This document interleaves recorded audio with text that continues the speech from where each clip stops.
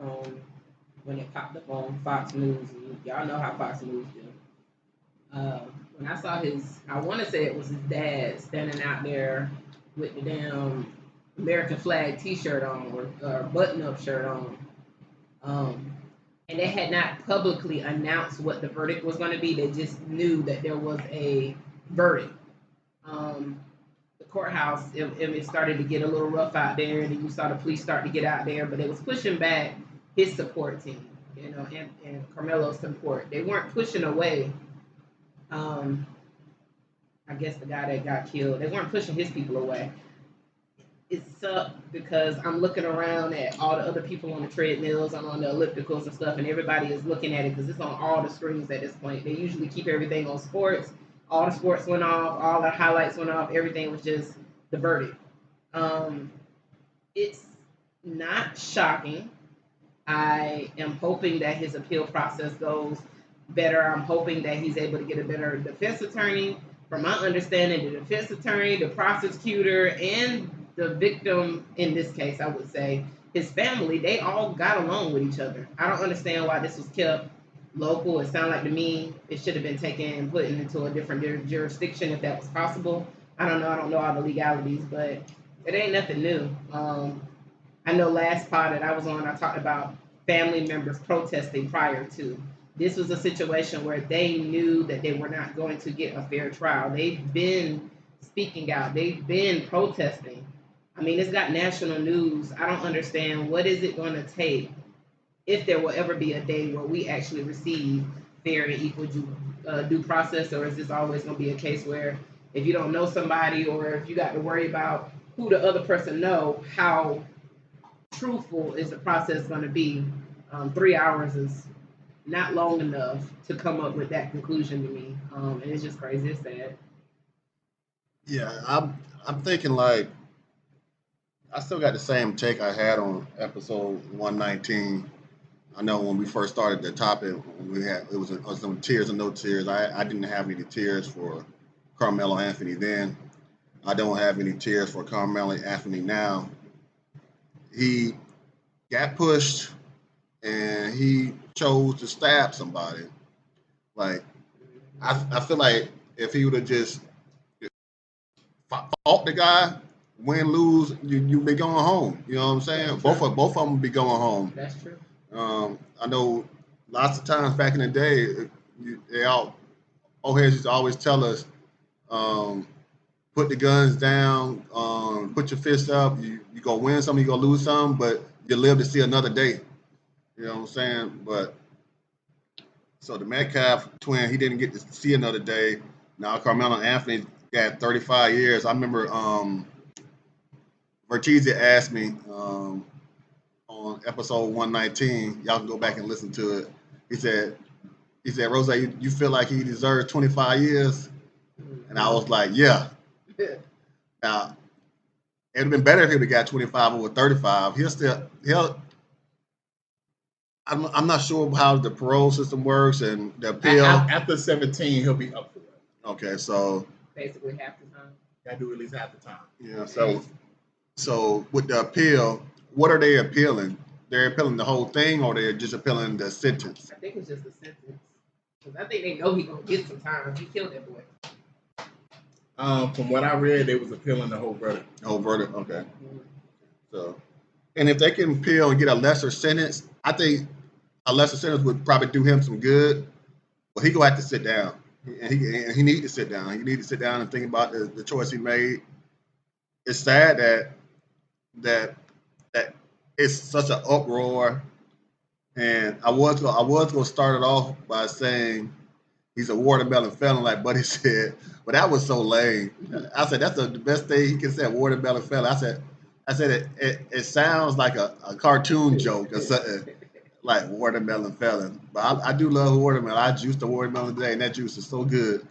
But I don't know, man. It's like I feel sorry for the family. I seen the dad and the mom. I think they were talking to either the Shade Room or TMZ or talking to somebody, and dad. I don't. I don't He's that angry. It ain't even. I don't even think it's. He has so much hate in his heart when he's speaking. Like that's who I saw. The first person I saw pop up on the screen at the courthouse was the dad, and how much vitriol he had. It's which like dad um Metcalf Carmelo's dad. Carmelo's dad. Yeah, Yeah. that's what I saw. But he also I don't know if he just talks with the lips or he might be kind of slow or something. Mm. But I was like, you probably shouldn't be on here talking because you Yeah. sound kind of crazy. But you know what I'm saying? They go say what they say. They go feel how they want to feel. Yeah. But I'm still kind of confused and how they're so lost that their son going to jail.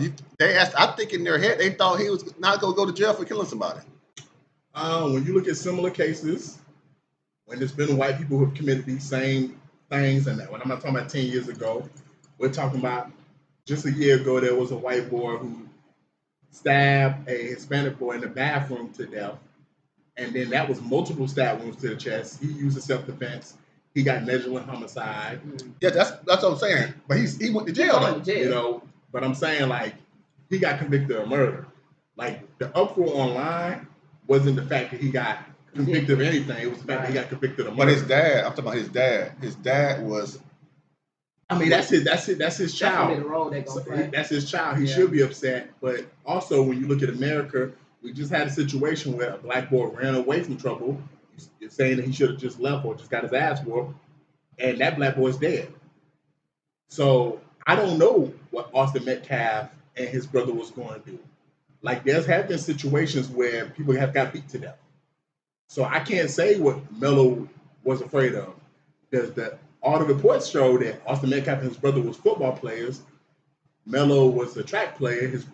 Austin Metcalf and his brother was much bigger than him, which in most defense cases where you have a much bigger individual, that bodes well for you.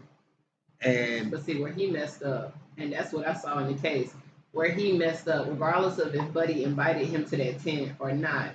If someone is a terror to you, I watch a lot of Judge Judy, and the first thing she's gonna say is, if you think that person is, you fearful of that person, and the instigation or the problem happened elsewhere, and then you were invited or walked up to a tent where the tension was already high and you already had beef or problems, that's where it. I think that's the reason why the prosecution did the whole murder, first degree. I will say this: I'm not going to condone what Melo did because he shouldn't have stabbed him, but I don't like that rhetoric of the onus is on him. Because at the end of the day, why is Austin Metcalf walking up to someone he don't know trying to kick them out of a tent? Like I said when we talked about it before, why was there no adults there? Like why was there no adults underneath the tent saying, yo, y'all need to stop, move that away or whatever?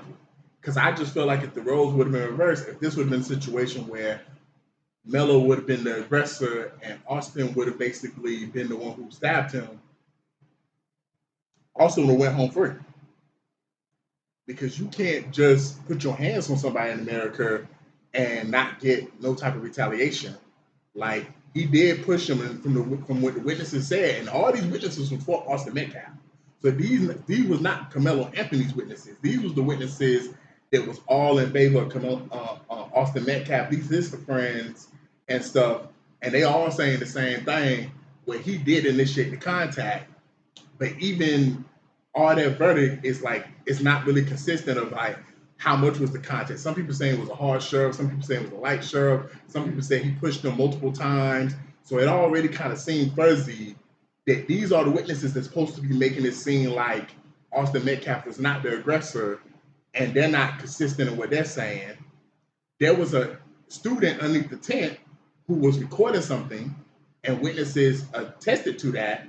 But then when he took the stand, Melo's so-called friend that invited him to the tent, when they asked him for the recording, he said, oh, no, I wasn't recording. I was pretending I was recording, which in 2026 don't make sense. Like, especially for that generation. So he was pretending to record, where I go on TikTok all the time and I see y'all generation recording stuff all the time. So why didn't you show that recording? Like, what was on that recording that possibly could have vindicated Austin Metcalf? Then you hear reports from people that live in that area. Then you hear reports from people at that school system. And there's an email that basically got leaked of teachers and coaches saying how the Metcalf boys was terrorizing girls and students at that school. So when we say what Melo should have just fought him, fought him and got beat to death? Yeah. I think that's the backstory, though. I think that's the reason why the appeal is going to. But you see what I'm saying? Like, even the fact that Rose said, yeah, even if he's joking with that, that's how black people gotta live in America. We gotta make the choice to we can't even defend ourselves. Like it's basically we just gotta allow someone to murder us. Yeah, but see where we can't. And I saw another interview with this guy, kind of flamboyant guy, but he gives good takes on shit. I'm not saying that we can't hang out with other people from other nationalities, but we gotta stop acting like. Talking about Funky Geneva. Yeah, we just be blending in with these different cultures and stuff, and we realize that the playing field ain't the same for us. So I agree with you. But then we say that, but then we have Negroes who think interracial dating is cool. Like, it can't be both ways. Like, we can't say, we can't be like Malcolm X and Dr. King, where we want integration, but then when stuff like this happen, we believe in segregation. Like, which one is it? Like, do y'all believe that we should marry the opposite race and we should live amongst the opposite race and we should be treated like they treat us? Or we need to walk through life knowing that we African American, and because we African American, we need to try to like be like, yo, we can only be with them in certain situations, and we got to constantly remember this and remember that. Like, that's my mindset. But we've said on these mics, people have said on these mics, we can't think like that. So like it can't be both ways. Like, this is the America we live in. Like, that's why I said last week, America always gonna remind us that you still a nigga at the end of the day. And this to me just reminded you, yeah, you a nigga, you don't have the same rights as white people do. You don't have the right to defend yourself. Because I feel like I told MGH this. Sometimes the conspiracies just be right. You're not going to convince me of sound mind and body that the Rick Child trial and the murder trial, which lasted a week, by the way, the average murder trial lasts 2.5 to 3 weeks. That's an actual statistic. The average murder trial, let me repeat this, lasts 2.5 to 3 weeks. This was a high-profile murder trial that got rushed in a week. It was done in a week. The trial started, it was done in a week. You're not going to convince me that there was no powers that be that wanted both these verdicts out around the same time to push the agenda to Black America like, yo, y'all still niggers. Because we got an incident where a young Black man, well, my bad, I want to be more accurate, a young Black boy, because he was 14, not a young Black man. A young Black boy was shot in the back and no justice was given. Then we got another situation where we get a young Black man who does the opposite. He's standing up for himself. So you can't say, what are we supposed to do? Well, you're supposed to shoot the gun. Okay, cool. So I'm 14, I shoot the gun. Now I'm doing 35 years in prison. Oh, you're supposed to run away. Okay, I run away. Now I'm dead. Like, you got to give me a scenario where it works out for Black people then. Like, which one? Do we stand up for ourselves or do we fight for ourselves? Like, which one it is? You gotta do what you feel is right. But what you doing feel right could lead you in the grave or in jail. That's where it's gonna happen. That's the way it's gonna happen. And I don't think we are. I think half of us are in this freedom fighter mentality where we want solutions on how things could change, or if things will ever change, or just to make it. We got solutions, or make it a conversation. Y'all just don't want to hear the solutions. What's the solution? We gotta stop associating with them people. That's the real solution. When y'all talking about dating these motherfuckers, and we got kids that thinks okay to be in relation with these motherfuckers, like, and y'all want to be like these motherfuckers, and y'all want to integrate with it, that's the solution. The solution is to understand we Black.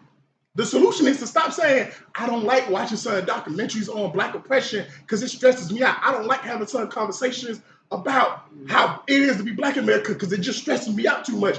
That's the solution. We gotta get out of that mentality. We gotta be like our ancestors. We gotta be like our grandparents.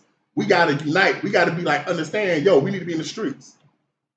Like, yeah, the police protested, but how many people in Texas who wasn't related to Karmelo Anthony was in them streets protesting every single day? Like, we gotta get back to that sense of community we had in the 60s, in the 50s, in the 70s, even in the 80s and 90s, where we are supporting Black people to that extent. Like, that's the solution. The honest truth is, a lot of Black people just don't want to do that. Because the honest truth is, It don't affect your family, Rose. It don't affect your family, Nicole. So we don't really care. That's the honest truth. But when it affects your family, now we're gonna have T-shirts. Now we're gonna be crying. Now we're gonna feel like, yo, what's going on in Black America? You can't just care when it happens to your family or someone you know. Because whenever these situations happen, you can ask MGH.